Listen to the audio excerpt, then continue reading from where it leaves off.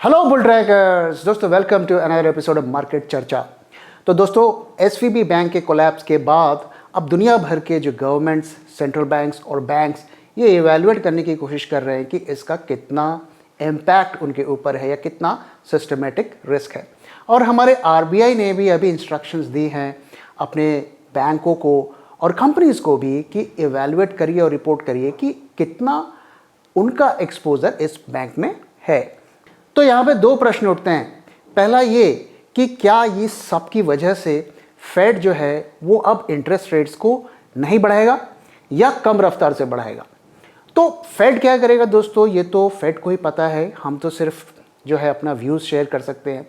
तो मेरा क्या व्यू है वो मैं आपके साथ शेयर करता हूँ। तो मैं ये मानता हूँ कि फेड को पता था कि इंटरेस्ट रेट बढ़ाने के क्या परिणाम हो सकते हैं। इंटरेस्ट रेट को बढ़ाना जो है एक दवाई की तरह है। जब भी हम दवाई खाते हैं तो उसके साइड इफ़ेक्ट्स भी होते हैं और ये उन साइड इफ़ेक्ट्स की तरह ही है। और अगर आप दवाई नहीं खाएंगे तो क्या होगा, आदमी मर भी सकता है। तो फेड ने ये सारे कैलकुलेशंस ज़रूर किए होंगे और उन्होंने एक साल से वो इंटरेस्ट रेट्स बढ़ा रहे हैं और धीरे धीरे बढ़ा रहे हैं और लगातार वार्निंग भी दे रहे हैं। ऐसा नहीं है कि चुप चुप होके जो है बढ़ा रहे हैं, लोगों को समझा रहे हैं, बता रहे हैं, डरा रहे हैं, लेकिन कुछ संभल गए और कुछ नहीं संभल पाए। तो इस तरीके की जब चीज़ें होती हैं तो इसका एक नेगेटिव सेंटिमेंट्स भी होता है, गवर्नमेंट की साख भी गिरती है। तो हो सकता है कि अगले एक दो साइकिल तक वो थोड़ा कम बढ़ाएं, लेकिन उन्होंने यूएस सेनेट में जाके ये कहा है कि अगर इन्फ्लेशन कंट्रोल में नहीं आया है तो वो तेज़ी के साथ बढ़ाएंगे और लंबे अवधि तक बढ़ाएंगे। तो अगर उनके स्टेटमेंट्स को ये सही माना जाए तो वो इससे पीछे हटने वाले नहीं है, क्योंकि इंटरेस्ट रेट्स नहीं बढ़ाने के जो परिणाम होंगे वो बहुत ज़्यादा खतरनाक हो सकते हैं। और अगर आप लोगों ने हिस्ट्री पढ़ी है, इकोनॉमिक की हिस्ट्री पढ़ी है, तो आपको पता होगा कि ऐसी कई कंट्रीज़ थी वो इन्फ्लेशन के बढ़ने की वजह से बर्बाद हो गई, उनकी इकॉनमी बर्बाद हो गई और आज तक रिकवर नहीं हो पाई। दूसरा जो प्रश्न उठता है कि क्या हमारे बैंक सेफ हैं। तो दोस्तों, कई लोग कमेंट सेक्शन में भी आके बोलते हैं और दूसरे फोरम्स में आके बोलते हैं कि नहीं हमारे बैंक तो जी बहुत अच्छे हैं, अमेरिका से भी बहुत स्ट्रॉन्ग हैं और उन्हें कुछ नहीं होने वाला है। तो मैं उनकी जो मेमोरी को थोड़ा रिफ़्रेश कर देता हूँ कि पिछले कई सालों में अगर हम देखें तो कई सारे बैंकों के और फाइनेंशियल इंस्टीट्यूशंस के ऐसे केसेस आए हैं कि जब वो कोलैप्स हो गए। येस बैंक आप सब जानते हैं, IL&FS आप जानते हैं, DHFL जानते हैं, PNC बैंक जानते हैं। ये कोई बहुत पुरानी बात नहीं है, पिछले 4-5 साल के अंदर ही ये सारा कुछ हुआ है। तो अगर पास्ट में रिसेंट टाइम्स में हुआ है तो अभी ऐसा क्या बदल गया कि वो नहीं हो सकता है। इसका मतलब ये भी नहीं है कि होगा ही होगा, मैं ये भी नहीं कह रहा हूँ। मैं सिर्फ ये कह रहा हूँ कि ये भी मान के चलना कि बिल्कुल भी नहीं होगा, ये भी शायद सही नहीं है।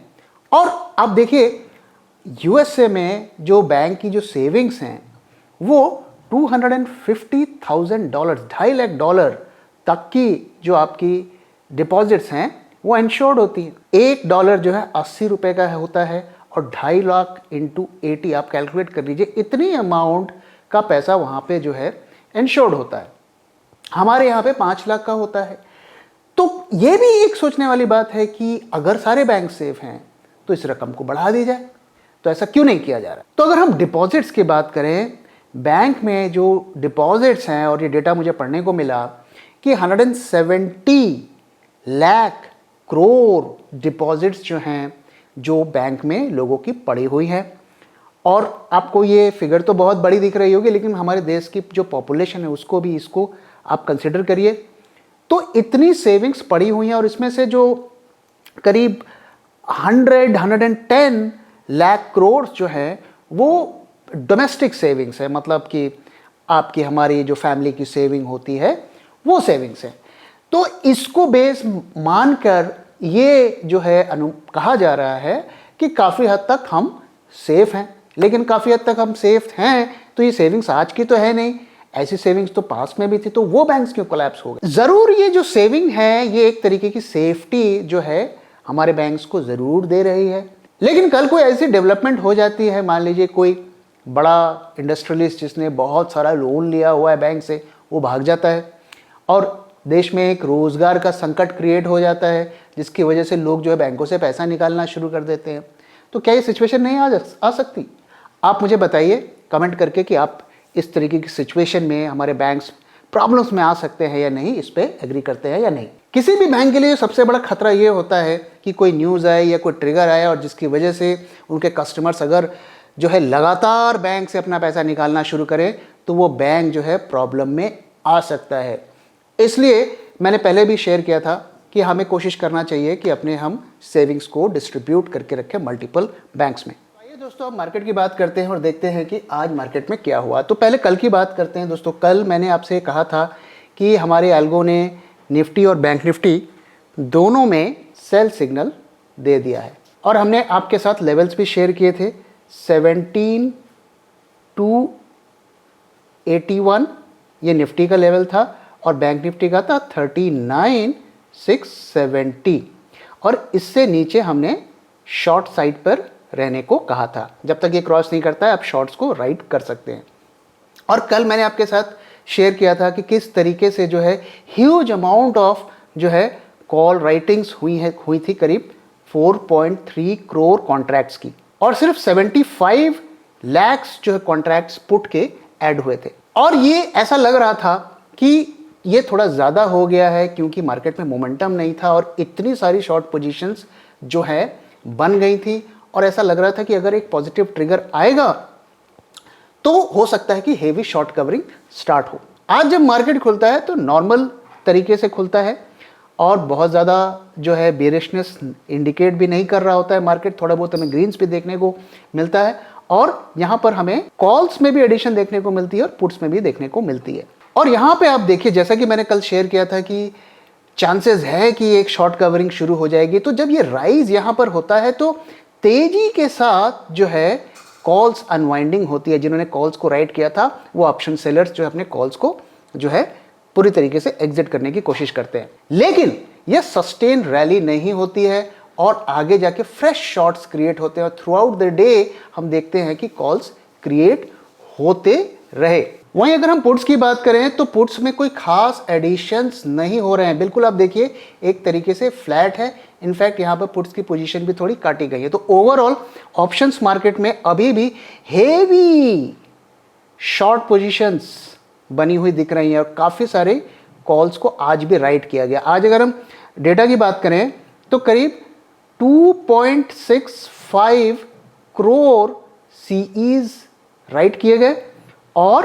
1.36 पुट्स जो है राइट किए गए। और अभी डेटा, ट्रेंड, हमारे एल्गोज सब कुछ देखकर ये लग रहा है कि ट्रेंड रिवर्सल के कोई फिलहाल साइन नहीं है। कल मार्केट खुलेगा, कल क्या होगा रियल टाइम पे वो तो कल ही पता चलेगा। फिलहाल कोई रिकवरी के चांस हमें मार्केट में नहीं दिख रहे हैं और कल अगर कोई बदलाव होगा तो मैं आपके साथ फिर शेयर करूंगा। अगर हम लेवल्स की बात करें तो लेवल्स में भी कोई बदलाव नहीं है। ये निफ्टी का लेवल है 17,281, इसके नीचे हम शॉर्ट रह सकते हैं और ये बैंक निफ्टी का लेवल है 39,670, इसके नीचे हम शॉर्ट रह सकते हैं। कोशिश करिए हेज करके काम करने का, क्योंकि अगर शॉर्ट कवरिंग आती है तो काफ़ी तेज़ी के साथ आएगी, जैसा कि आज हमें उसका एक छोटा सा नमूना देखने को मिला। अब आइए दोस्तों चलते हैं आज क्या सीखे सेक्शन में और इसमें आज हम जानेंगे कैसे हम अपने आप को क्रैश के लिए प्रिपेयर कर सकें। दोस्तों मैंने अपने 20-22 साल के जो है स्टॉक मार्केट के करियर में मैंने ये देखा है कि जब क्रैश होने के बाद ज़्यादातर लोग जो है मार्केट से गायब हो जाते हैं, क्योंकि वो इतना लॉस दे चुके होते हैं मार्केट को कि अब उनकी हिम्मत नहीं होती, उनका कॉन्फिडेंस जो है शेकन हो जाता है। उसमें से कुछ लोग जो है मार्केट को दूर से सलाम करते हैं, देखते हैं कभी कभी, लेकिन कहते हैं भैया अब हमें उस गली में नहीं जाना है। और कुछ लोग ऐसे भी होते हैं जो उस गलती से सीखते हैं। वो कहते हैं ठीक है पिछली बार हमने ये गलती की, इस बार हम ये गलती नहीं करेंगे। तो उसमें से कई लोग मार्केट में फिर दोबारा से भी आते हैं। जिन लोगों ने क्रैश को नहीं देखा, और मेरा अनुमान है कि आप में से ज़्यादातर लोग ऐसे लोग होंगे, वो अंदाज़ा भी नहीं लगा सकते कि क्या होता है जब मार्केट क्रैश होता है। और अंदाज़ा लगाना संभव भी नहीं है, क्योंकि जब तक आप मार्केट को ट्यूशन फी नहीं देंगे, गुरु की दक्षिणा नहीं देंगे, तब तक आपको विद्या भी नहीं मिलेगी। तो मेरा काम है आपको एजुकेट करना, कॉशन करना। तो मैं आपसे ये शेयर कर रहा हूँ कि हम क्या स्टेप्स ले सकते हैं जिससे हम उस डैमेज से अपने जो लॉसेस को मिनिमाइज कर सकते हैं। तो पहली चीज़ तो ये है कि कभी भी स्टॉक मार्केट के भरोसे ना रहें। अगर आप ये सोचते हैं कि मेरे पास कुछ सरप्लस पैसा है, मैं 2 साल के लिए मार्केट में लगाता हूँ, 2 साल के बाद जो है मेरा 20-30% बढ़ जाएगा और फिर मैं उस पैसे को यूज़ करके जो है अपने बच्चों की शादी कर लूँगा या उनके एजुकेशन पे खर्च कर दूँगा। अगर आप इस भरोसे बैठे हुए हैं तो आपको धक्का लग सकता है। कभी भी जो है अगर आपके बहुत ज़रूरी पैसे हैं जिसकी आपको बहुत ज़्यादा ज़रूरत है, उसको मार्केट में लगाना जो है समझदारी का काम नहीं है, क्योंकि मार्केट में रिस्क होता है।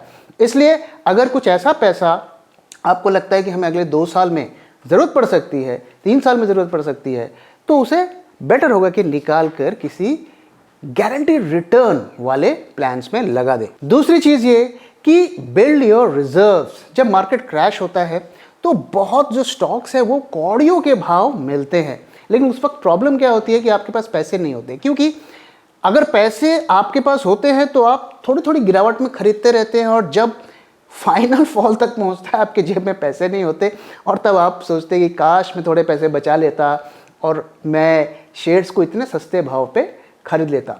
और जब उतनी बुरी तरीके से मार्केट क्रैश होता है और गिरता है तो लोगों के पास हिम्मत भी नहीं होती, पैसे होते भी हैं तो उनको खरीदने की हिम्मत नहीं होती है। तो अच्छा रहेगा कि थोड़ा हम रिजर्व अपना बना के रखें और उस मौके का इस्तेमाल करके लोअर लेवल्स पर हम खरीदें। मैं अक्सर आपके साथ शेयर करता हूं कि बड़े क्रैश के दौरान जो है जो ब्लू चिप स्टॉक्स 40 to 50% तक गिर जाते हैं, मिड कैप्स और स्मॉल कैप्स 80 to 90% तक गिर जाते हैं। तो ये मैं हिस्ट्री के बेसिस पर आपके साथ ये डेटा शेयर कर रहा हूं, और कुछ स्टॉक्स में कम होती है, कुछ में ज़्यादा होती है, लेकिन एक एवरेज फिगर देने की कोशिश कर रहा हूं। तो उतने फॉल तक आप प्रिपेयर्ड रहें।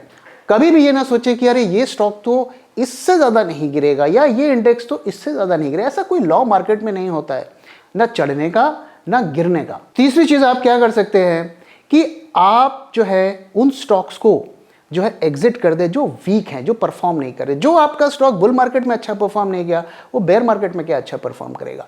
तो उन स्टॉक को चलता कर दें। उस पैसे को या तो आप जो है अच्छे स्टॉक्स में थोड़ी जब गिरावट हो तब लगा लें, या उसे अपने रिजर्व में रख लें। और चौथी चीज़ जो है डिफेंसिव स्टॉक्स में पैसा ज़्यादा लगाएं। जो ज़्यादा हाई ग्रोथ हाई रिस्क वाले स्टॉक्स हैं वहाँ से पैसा निकाल कर डिफेंसिव में लगा। डिफेंसिव स्टॉक्स क्या होते हैं? जिनके जो है प्रॉफिटेबल कंपनीज होती हैं, कस्टमर बेस होता है और स्टेबल कंपनीज होती हैं, जैसे कि आईटीसी हो गया, एनटीपीसी हो गया। ऐसे कई स्टॉक्स मैंने जो है अपने वीडियोस में आपके साथ शेयर किया था। तो इनमें अपना एक्सपोजर को बढ़ाइए। इससे क्या होगा कि भले ही आपने थोड़े बुरे प्राइस पे स्टॉक को खरीदा, हो सकता है आपके लॉसेस हो जाएं, लेकिन एक होप रहती है कि कहीं ना कभी जाके रिकवर हो जाएगा। अगर आपने कोई जो हाई रिस्क हाई रिटर्न वाली कंपनी में पैसा लगा दिया तो हो सकता है आपके कैपिटल भी ना बचे। तो दोस्तों इसी के साथ इस वीडियो को मैं यहाँ पे खत्म कर रहा हूँ। आशा करता हूँ वीडियो आपको पसंद आए। वीडियो पसंद है तो प्लीज़ वीडियो को लाइक करिए, अपने दोस्तों को शेयर करिए और हमारे चैनल को भी सब्सक्राइब करिए। Thank you very much for time and thank you for watching.